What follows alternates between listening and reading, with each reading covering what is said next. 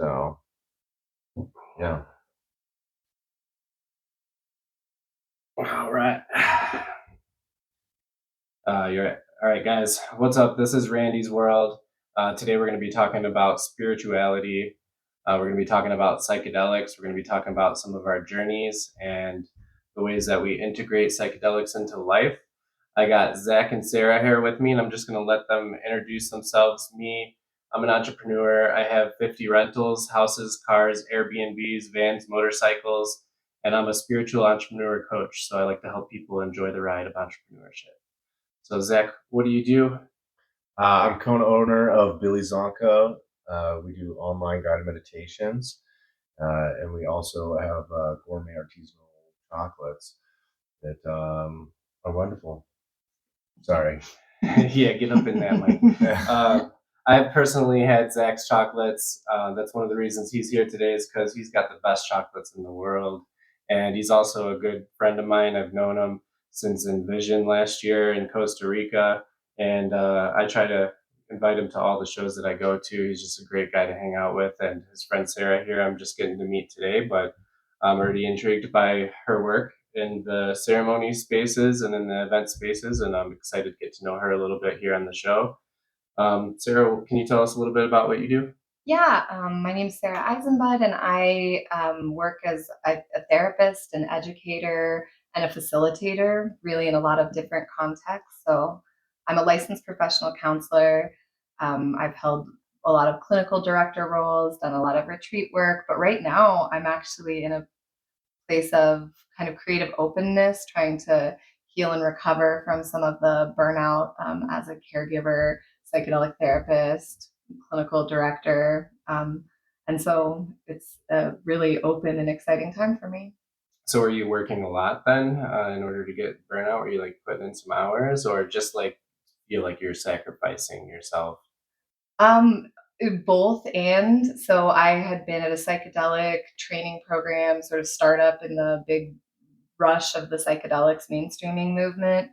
And there I was working 80-hour weeks, but it was largely like my stepping down from that role was largely around like ethical differences and the desire, like the movement wants to move so fast. And this work really is asking to be slowed down. And so that separated out, and I went into became the associate clinical director of the Wings Foundation, an incredible nonprofit because the work feels really clean. We just provide group experiences for adult survivors of childhood sexual abuse.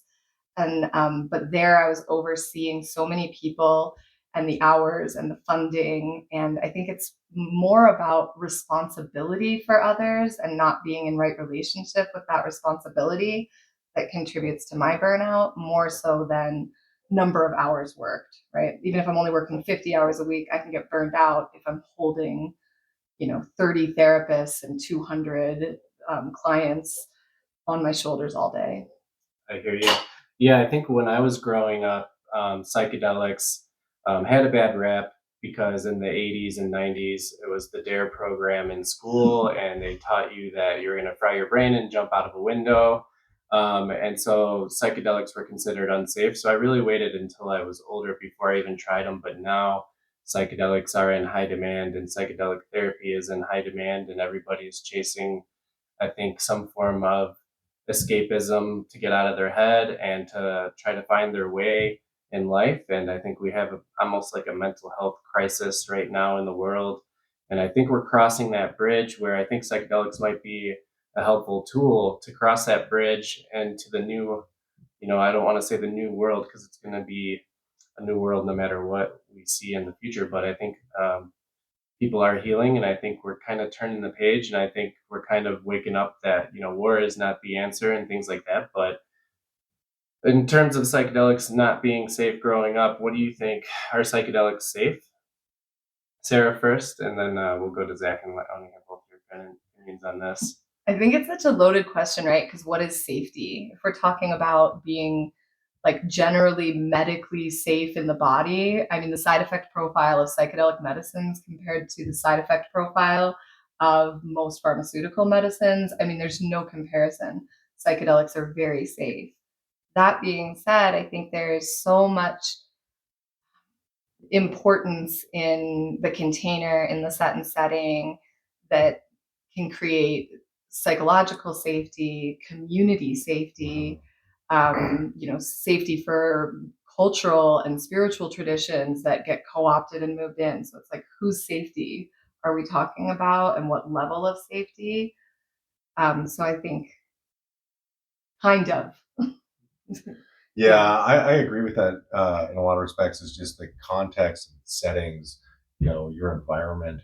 Those are all like really big factors that people don't take into account. And uh, if you don't have all those abilities around you to feel safe, to feel the ability to express yourself, to be safe, I mean, that's when the real tragedies happen. Is that someone's, they're in their New York apartment or something, trapped in, never done it before, and they take a huge dose, and they're like, "Oh my god!" and they freak out, and they jump out the window or something. But it's like, that's such a rare case, and it's like if you were to have like the space and the necessary atmosphere and environment, like I think they're absolutely very safe and incredibly useful. But just like anything, anything can be abused and misused.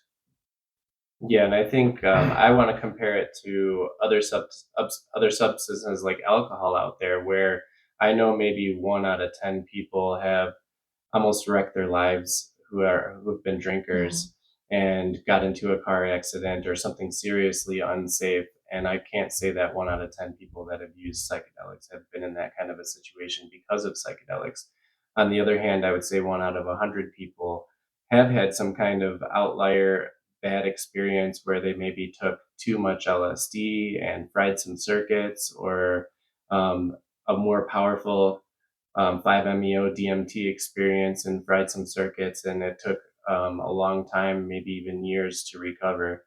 And so there is some circumstances where you're using something a little bit too powerful, trying to go too deep, or you're using something that would normally be safe, but you weren't paying enough attention and you took the wrong dose and you took too much and you Mhm. made it an unsafe thing. So I think definitely some extra care needs to be taken when it comes to psychedelics. And by psychedelics, I personally have tried LSD, I've tried mushrooms, I've tried peyote, I've tried bufo, the 5-MeO DMT frog toad.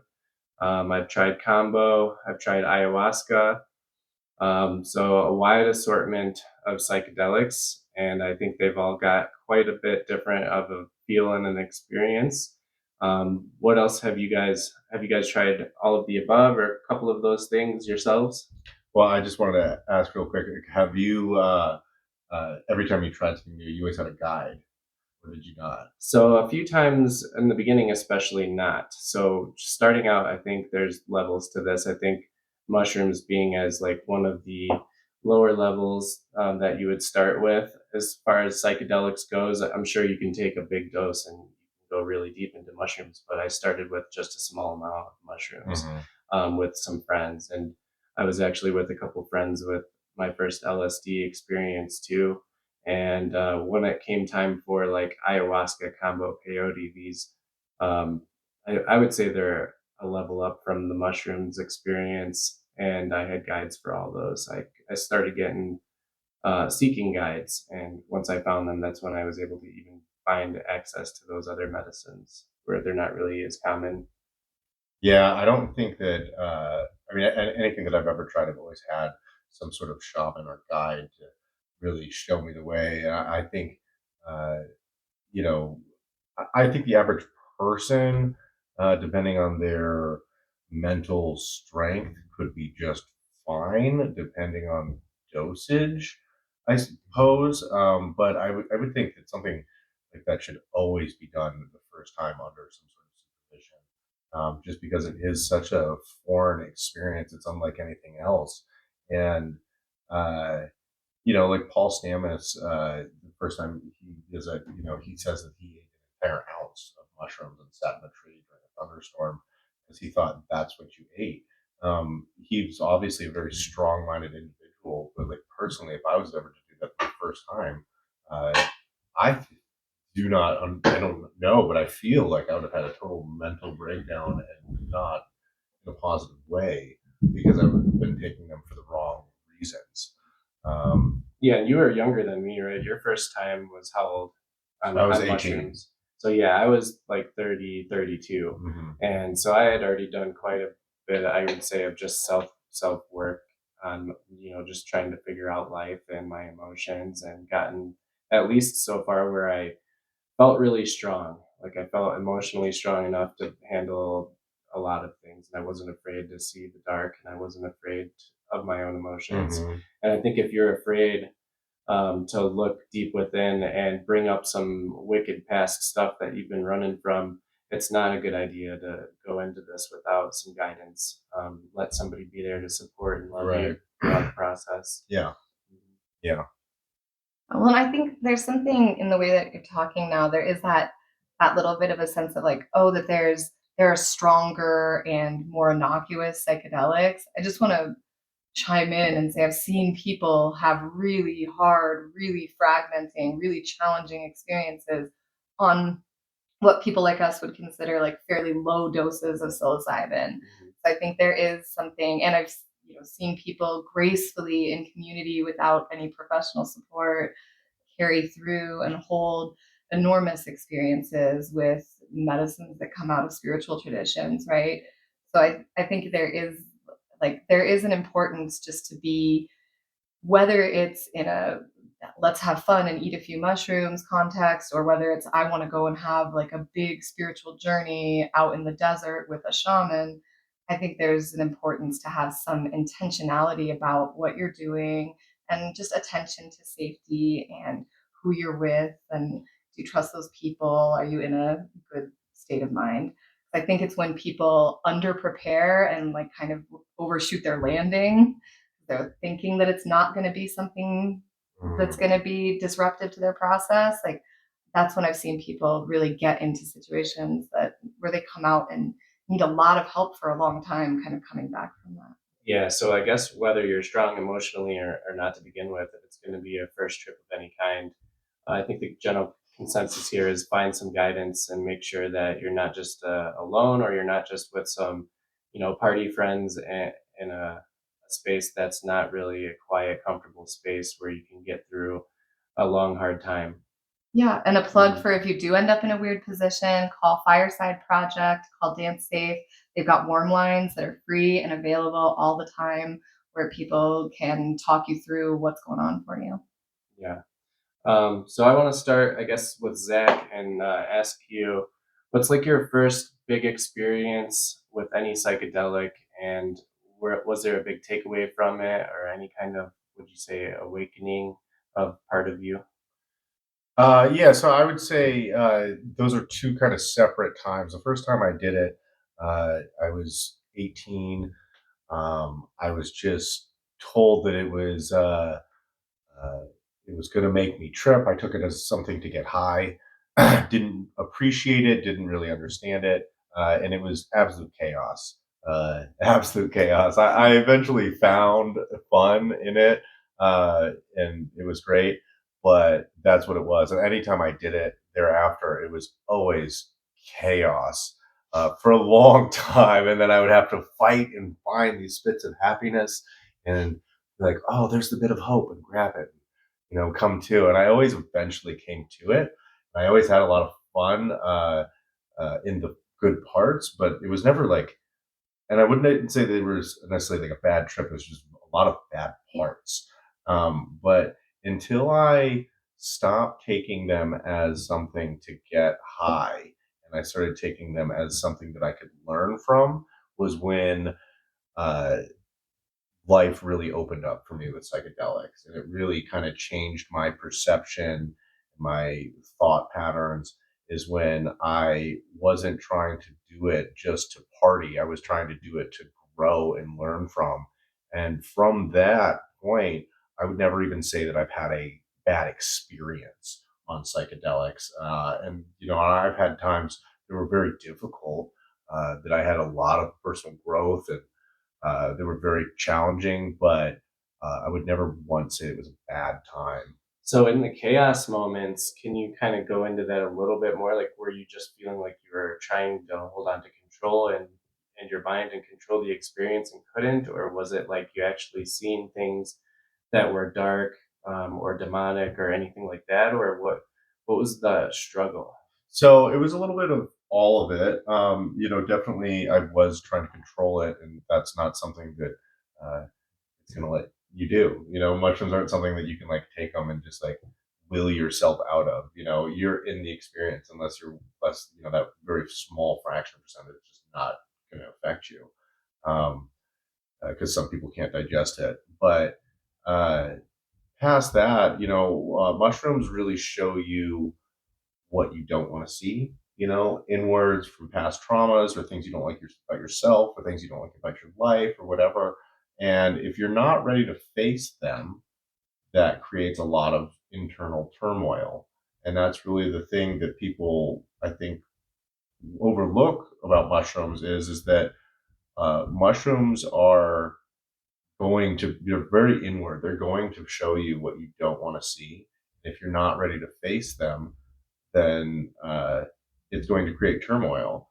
And so the only way to really do it is then to work through it. And then once you work through it, you're happy and you find that bit. And uh, in the beginning, it was just so hard to rationalize that. It was, because again, like I'm not trying to think about things. I'm trying to be like, oh, I'm with my friends and this is fun. Like, yay, like cool, and I'm sitting there and I'm like, I'm thinking about all this intense stuff. And I just like, I have to be like thinking I'm supposed to be having fun.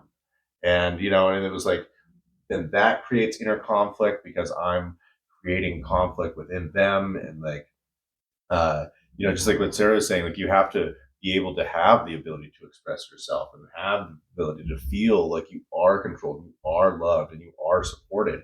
And if you don't feel those things, it can be very hard. And I did have the support. I would have been able to, work through it with my friends at that time, but I was not willing, wanting, uh, uh, to be able to even conceive vocalizing those thoughts to them. But I can remember really early on one of these times where I just asked my friends, I was like, can you guys just give me a hug? Like I just, and they both and two men are like, of course, bud. They give me a big hug and, they hug me and it's like, thanks. Like I just, just don't feel loved. And they're like, of course. And they gave me a hug and it was like, it was so momentous for me, and it was like knowing like, yeah, like you could ask for that and you could get that and receive that. Um, so yeah. So then what was kind of one of the first things that you would say like awakened in you, like from the use of psychedelics or changed in your life? I don't remember exactly when it was that I changed my frame of mind on it or what it was that changed. Um, I assume I know I stopped for a few years. Um, and I picked it later up in my 20s is when I tried it again. And I want to say that I had talked to uh, some sort of low level medicine workers at the time.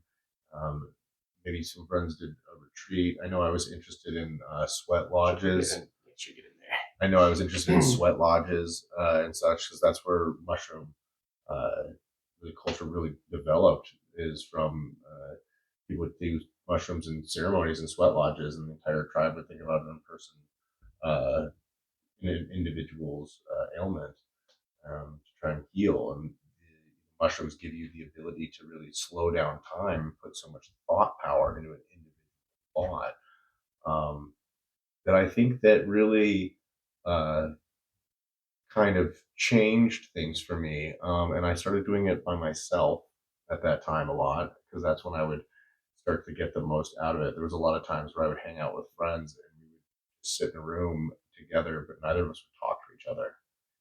Just be both in our own heads, listening to music and just like having these epiphanies. And I can remember just sitting there and being like, whoa. And my friend goes,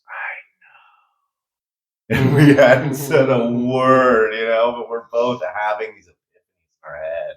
And like we just kind of, telepathically, I'm like, oh my God, I know, dude, it's like out of control, you know? And like Yeah. neither of us are really talking about it, but we were both like thinking about all these aspects of our life and just doing it in a shared space that can grow together. And we're there if we need to talk. But a lot of the times, I feel you don't even necessarily need to talk because you know what it is. And it can be very difficult to communicate on hallucinogens.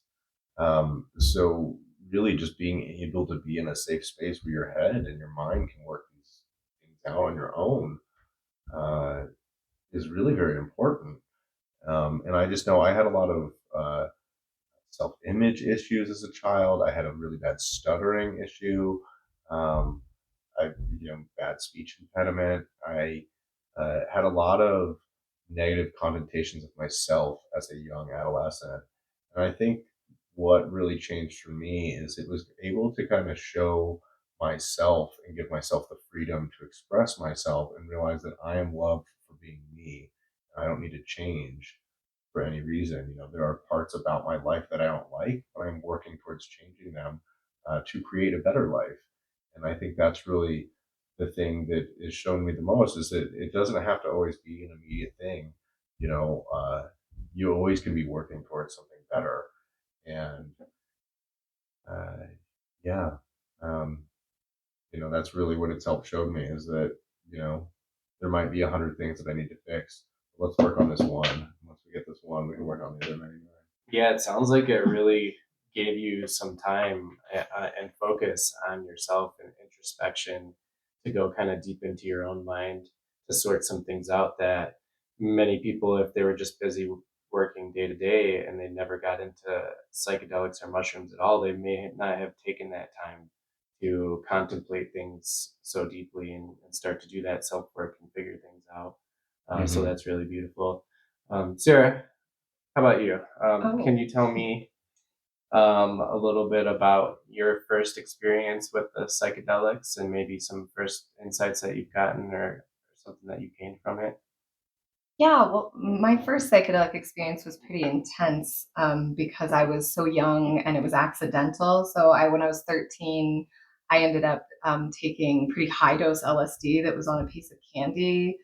Plug for being really cautious with your psychedelics if you have children in your house. Yeah, So definitely don't take any that young. I don't Anybody who's listening, any know. kids listening, yeah, don't. No, Not this for was, children. and it was, Not and it at was, all. and it was scary because I Yeah. like didn't know what was happening. I was lucky; I'd grown up in a house with psychedelics users, so I did know what LSD was. I had been, my mom had like supported me in like learning how to support adults having weird experiences, and I'd been around non-ordinary experiences. Like my grandfather was a parapsychologist who did a lot of psi phenomena research and different things. So I think it could have been more terrifying, but it still wasn't ideal. And I wouldn't say that was like a time when I had real awakening. Although I will say at that time I was contending with a lot of trauma and overwhelm, and I was so shut down.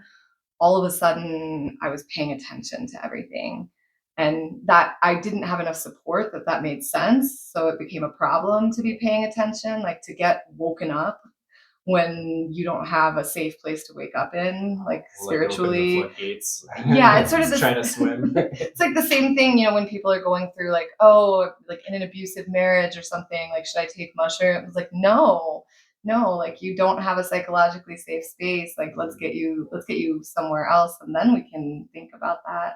Yeah. But I'd say like after that, I had experiences that were big awakenings, and they were always about that, about paying attention. So I loved what Zach said about like just that time and like what you noticed. I think for me now, I don't need to take medicine to have those big awakenings, but I need the time. I think like if I just do everything that I would do on psychedelics without the medicine in my body, like I'm still gonna have like a big awakening. If I just like put on headphones and lay down for 8 hours and just like think about the world and my heart and the universe, like I'm gonna change. Because you have the time dedicated. But people like I think need psychedelics like early on in their healing journeys sometimes to like break the pattern or even be able to sit with themselves for that long. Yeah, I think it really does kind of like either it'll get you into your thoughts long enough to bypass some of your daily repetitive thoughts and get you into some deeper contemplation. or it will actually turn on something within your heart and your body and actually allow you to feel rather than just think and be trapped in your head. And that was one of my first experiences, which was LSD. I was with two friends at a Dead and Company concert in Boulder, probably around 32 or so years of age, and the music was hitting my body in such a way that I could feel the notes as like blissful vibrations in my body. And I didn't even know that it was possible to feel something so good in my body, because I think things were kind of so turned off for me, in that sense, and that my intuition and my, you know, feeling centers were kind of dulled compared to what they are now. And so I was a lot of times at the concerts, just like, why is everybody having so much fun and dancing? And I'm sitting here thinking about how I feel and everybody else around me rather than having fun. And I think it really hit me and started to wake something up and started to get me moving and dancing a little bit and having more fun and feeling more with my body and waking up that intuitive heart mind. And I've later learned that the heart and this intuition is a greater form of intelligence than the intellect. And so I've spent a lot more time developing this feeling thing. Had you been a meditator? Like, had you been involved in mindfulness practice before that at all? Or was Not this, really at all. No, I yeah. really, every time I would try to meditate, it was like just boring, or it just was hard to do, and I didn't understand how it worked. And so I really didn't spend much time meditating. I was a doer, always building businesses and always in my head solving problems. And so, no, not really. I think it was a pattern break, to start doing a little bit of psychedelics that would slow me down enough to think and contemplate and feel. Yeah, it was like a Mhm. bridge to the present moment for you. Yeah, definitely a shortcut in sense of meditation, where I think it probably shortcutted me personally like 10 years of meditation to get some kind of a feeling like that, where now I kind of have learned what those feeling states are and I can meditate and bring myself into them without the medicine. But I think I needed the shortcut. I think a lot of people do, and there's like even calling it a shortcut, I think it diminishes like what it is, which is like giving somebody like an experience near experience, like an actual experience that then enables them to go back and be like, oh, I can put in the energy to like cultivate a practice and like learn more about this because I know that what's possible.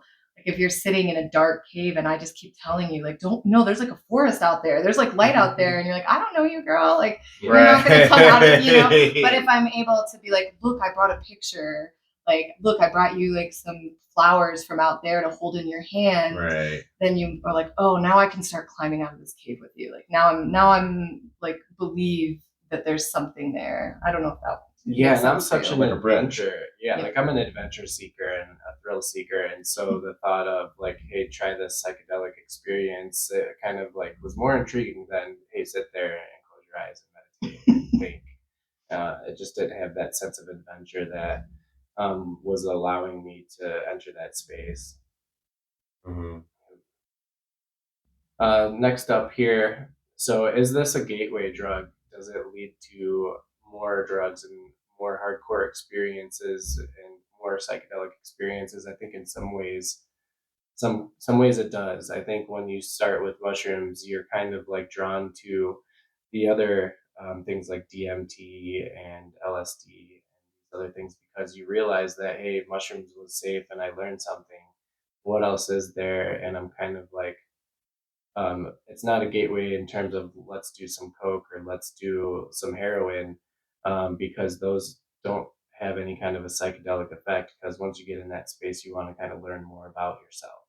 And so for me, is it a gateway? I think it was a gateway into more psychedelics and more self-discovery. Yeah. I mean, I'll jump in and then hear from Zach on Sure. it. But I think like it's important to note that I think more often than not, psychedelics actually support. And I mean, our research shows us that psychedelics support addiction recovery more so than bringing people toward addiction and like Mhm. substances of abuse. And very few people out there are using psychedelics in a way that would be considered like a habit.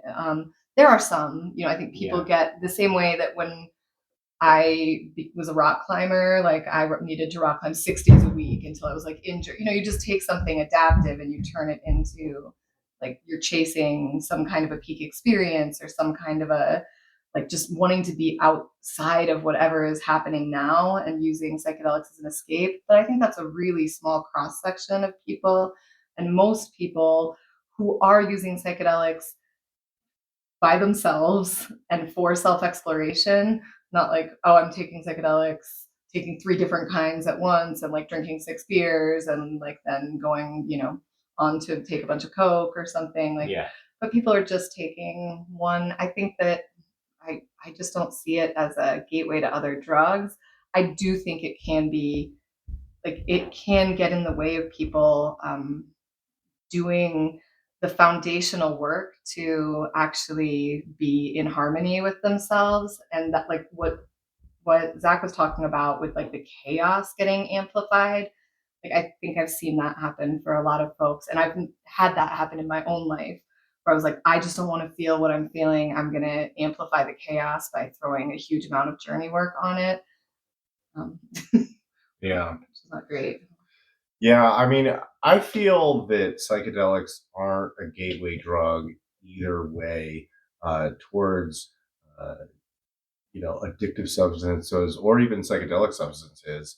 I know from my own personal experience, the first time I did mushrooms, I was like, I will never do acid.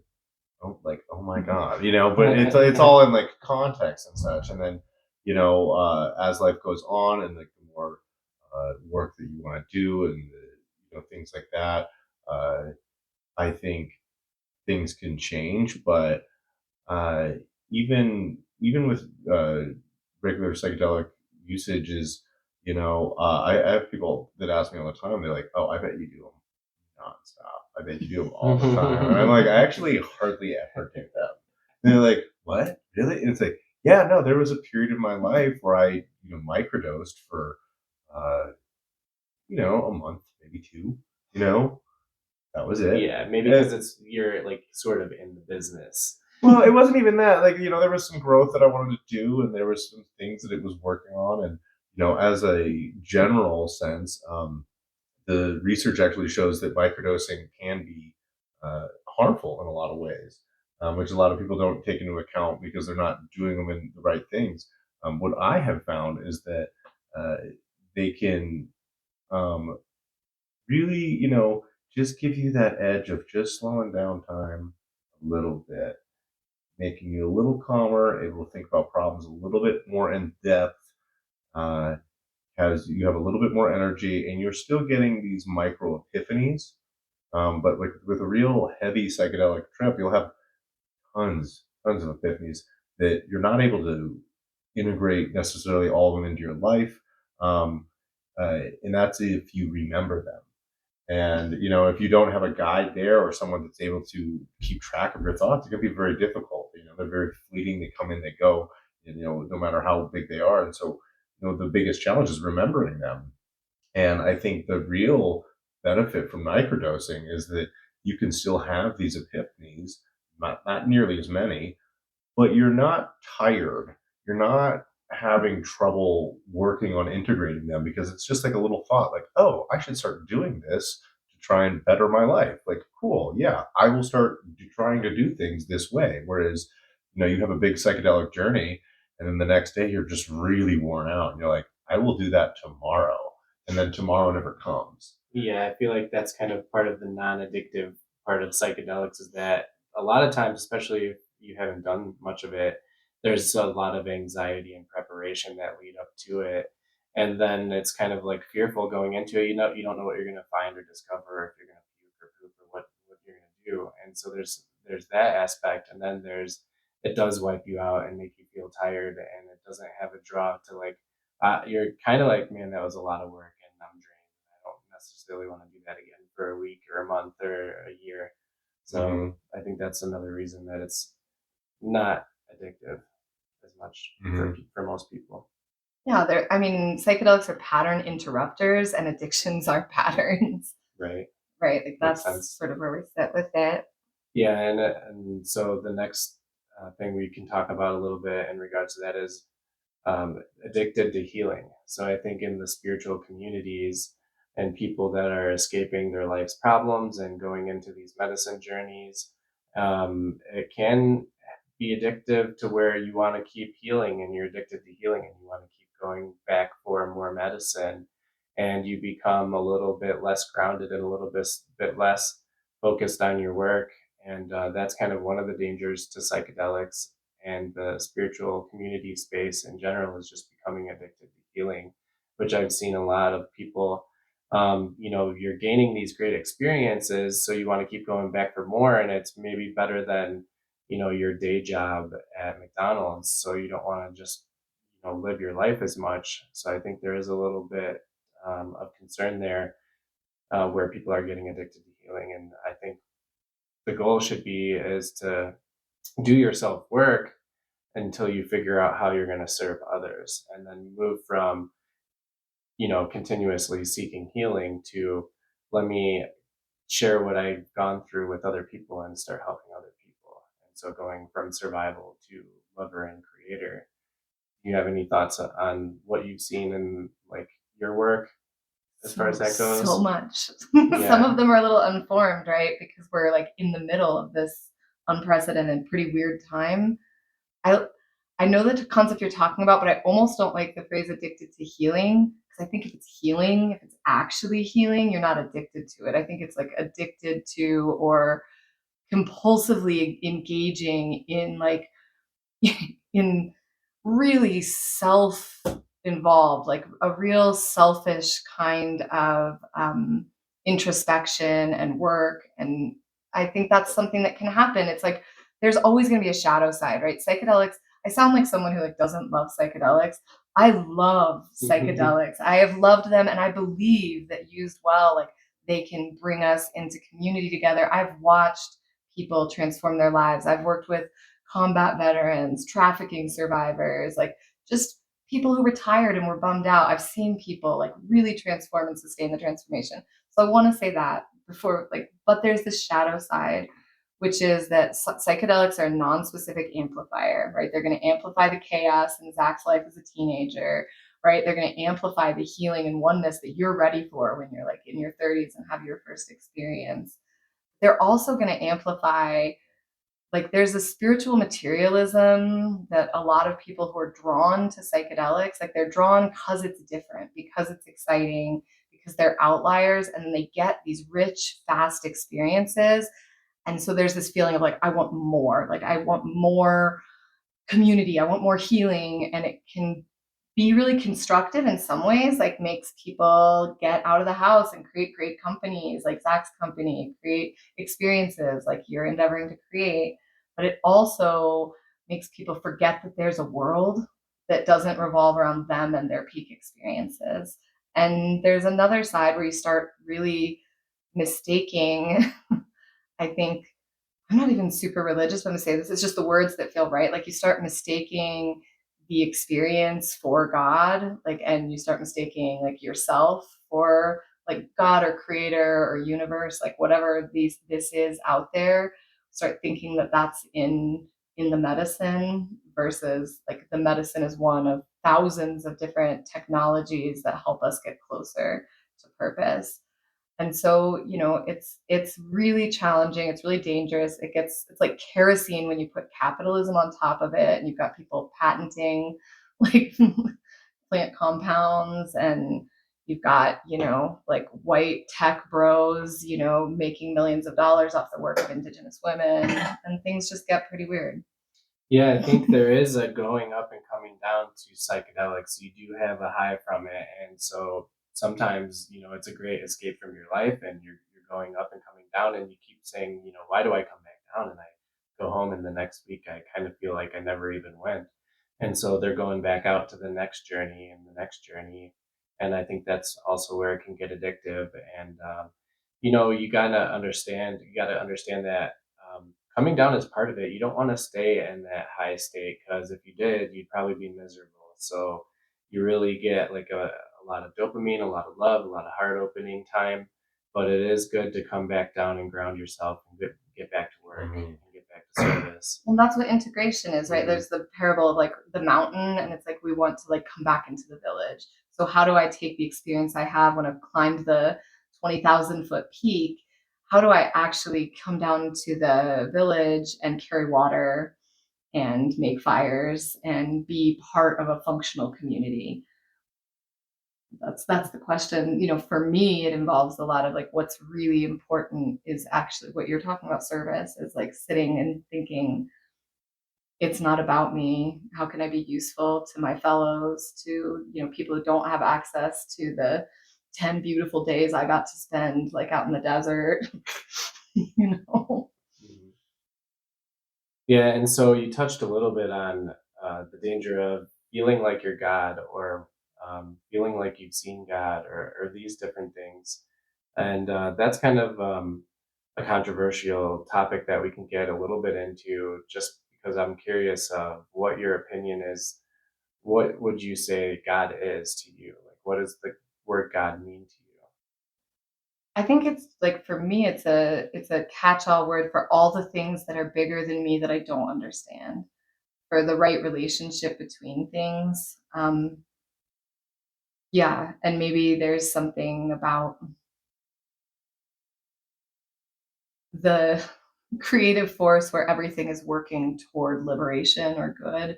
I have a the spiritual technologies I have had access to that have been the foundation for my practice and my sanity have mostly been Buddhist. So that language kind of permeates the way I think about things, but it Mhm. not necessarily like a dogmatic practicing Buddhist. I just lived in South Asia for a long time, and that's where the teachings are. But I think this force that's working toward liberation and awakening and love. Um, that's what it is for me. Okay. Yeah. What do you That Zach? what do you think, Zach? I mean, that's a little bit of a difficult question. What is God? I always like to say, the gods are with me. And essentially, if there was to be uh, one God, I don't see why there wouldn't be multiple or many. Um, hard for me to think that there's one all-knowing, creating being that's watching out for every little thing at one time. Uh, it just seems way too much for one thing to hold. That's just my opinion. I'm just saying. I think if there is any gods, higher power, or anything, I think there's many of them, and I think the Greeks and the Romans probably had the closest thing where, there's lots of gods and probably more than they even described. So, I love how different we are on this one. I'm just like vague hippie over here, and you've got like history in your mind. yeah, I don't really know.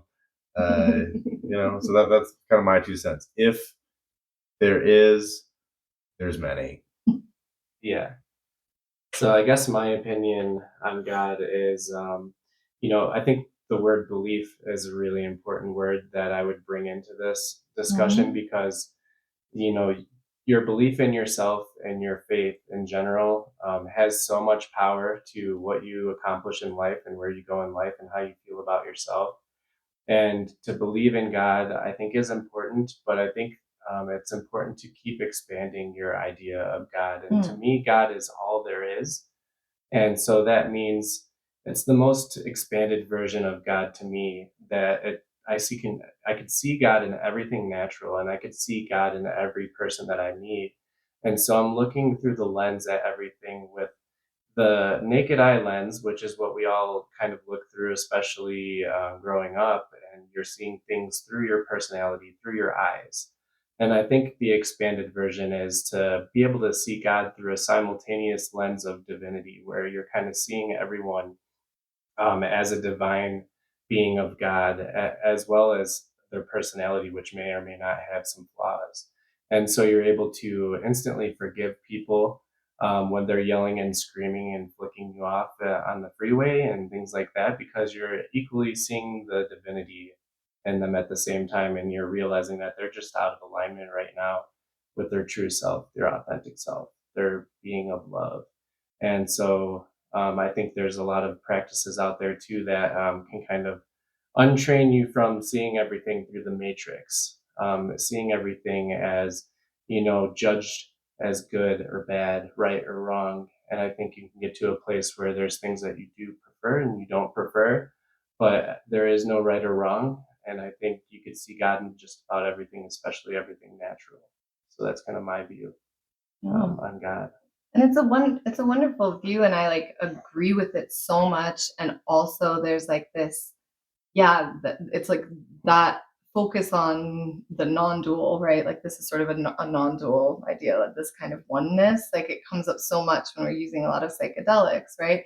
And it's 100% true. That's why it's shown to us when we're using psychedelics, like whatever the details of it are or not, like that there is a non-dual facet or face of the universe we live in where we are all everything, right? That's there. Interconnected in some way. But the challenge becomes, and none of the true wisdom traditions really let go of also having a dual, like a world focused, ethically bound, like having ethics and morals in a world place. Like we can't just go out to Burning Man, take a bunch of psychedelics, decide we're all one, and just stop taking care of each other because who cares? It's all No longer Burning Man. We can't move, like take that, when you take non-dual states and put them in in a capitalist cultural context, they become really dangerous. And so it's like, how do we hold on to that in a way,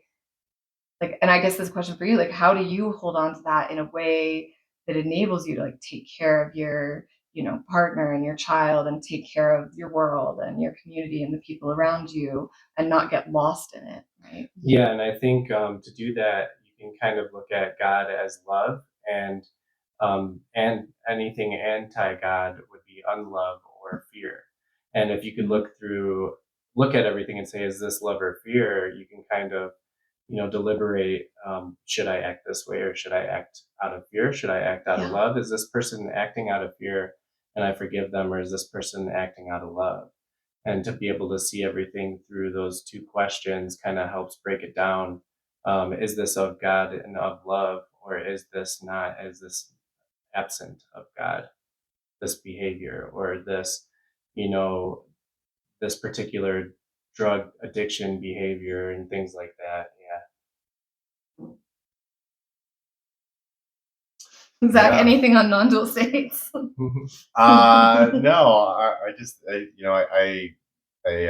think that a lot of people, like you said about the Burning Man or some other event, they're just like they're in the moment and they're like, oh yeah, it's all love and good and everything's fine, and they leave and then they're like, oh yeah, that was just there, and then they just kind of forget like, oh no, these are principles you're supposed to be taking for your life, not just Burning Man.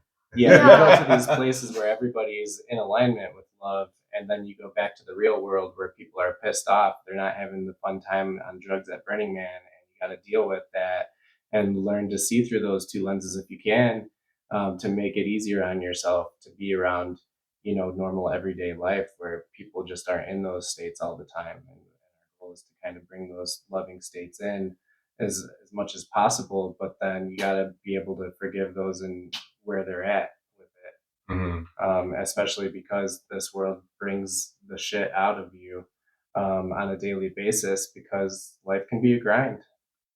Yeah, and I think that comes down to like having practices, right, that hold you to that. But the psychedelic experience gets people, gets like a glimmer into it. So I've never ever found a better solution for staying in a place of love and forgiveness than doing metta or loving kindness or some similar practice, like spending time actually actively saying, wishing positive things for those who challenge us, and for those who we adore, and for those who we're neutral to, and for those we've never met. And I don't know that I've seen people may not have that practice in that traditional way, but everyone I know who's like living their life that way, they're doing it in some way. They learned it in their Christian church in a different way. They intuitively found it, and they wake up every morning and say like, I just want everyone to be in a place of love. And I think that's like one of the things that helps bridge the experience. if I ask a random like psychotherapy client, like, hey, can we just sit here and like really send love to like your mom who abused you and you're feeling really shitty about her, right? They're having trouble getting access to that. And they're like, you hippie therapist, I can't do that. Screw you. But if you take that same person and they have a psychedelic experience that gives them a sense of that and then support them in, or they support themselves, they find their own way to come in and continue that, to be like, oh, that actually felt good, and I want to be able to feel that all the time, like, or at least get glimmers of it most days. People can commit to that kind of work. So Yeah, I think it is a yoga. I think Ram Dass calls it karma yoga or relationship yoga. And that's kind of the practice of bringing your mindfulness into it, of when you're interacting with everyday people, always trying to choose love and be the example of love and be loving no matter how other people are acting, to kind of be the example and let that resonate with everyone around you. I think that's how we raise our vibration. and people don't sustain that from having one mushroom trip. No, yeah, karma. Yeah, it's a yoga practice where if you don't bring your attention and awareness to it on a daily basis and try to work with people on that level, you can quickly lose it. Yep. And Ram Dass is a great teacher and somebody great to listen to for integration. Yeah, definitely. Yeah. He was one of my favorites to just chill out and listen to, and I've probably spent many tens of hours listening to Ram Dass. Some great teachings. I recommend anybody interested in this kind of karma yoga relationship kind of talk. He's one of the experts on it. He's passed away now, unfortunately, but check him out. And also check out Zach here. Zonka bars, get some Zonka bars. And so it's guided meditations and you get free chocolate with it. He's going to be putting them in my friend Ryan's Karma, or what is it? Kava bar. Kava bar, Yep. yeah. So that's Kava is going to be having those. You can find those locally here in the Denver area. Is there a website or something that they can get these? Yeah, www.zonkacatering.com, and we're also on Instagram at Zonka Catering. And how do we find you? Do you have any way that you would like people to be able to keep in touch with you or talk to you? I mean, people can connect to me through Zonka Catering. I'm always hanging around with Zach. I don't have a current project. I'm on LinkedIn and other things, but I do support like with harm reduction and facilitation. For Zonka Catering does cool parties for groups of people, whether they be wanting to be intentional events, sitting, whether it's dance, ecstatic parties, and I do some support through them. So people can reach out. I'll be like, Zach can be my personal secretary, but I always want to support. And if anybody needs connection to resources or, just some support in getting connected to the right folks for what their stage of development is right now, I'd love to always help. Okay, cool. And Randy, you can find me at Randy's World 85 on Instagram. Definitely like and subscribe. I've had an amazing time talking to you both today on this podcast, and thank you for sharing your insights on psychedelics. And I hope some people get some great, knowledge and tools here that they can take home with them. Randy, thank you so much for having us. Really appreciate it. Thanks for letting me crash your party.